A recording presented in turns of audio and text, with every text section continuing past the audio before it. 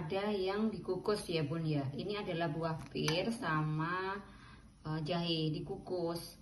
Ini untuk obat tenggorokan nggak enak, batuk, pilek kayak gitu, dikasih ini tuh langsung enakan.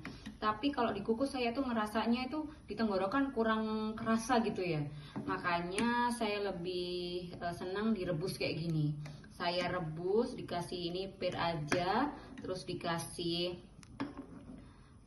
jahe, ini enak sekali buat para bunda-bunda atau untuk orang tua juga, untuk kita, untuk anak-anak kayak gitu. Ini lebih enak. Jadi kok sakit-sakit, badan meriang, batuk tuh 2 kali aja minum ini udah enakan, saya jamin udah enakan.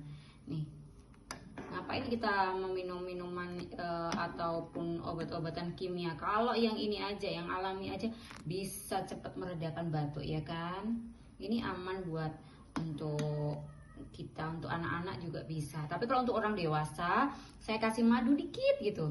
Tapi kalau untuk anak-anak enggak saya kasih madu, karena kan saya itu kalau dikasih ke anak-anak madu kayaknya kurang gimana gitu.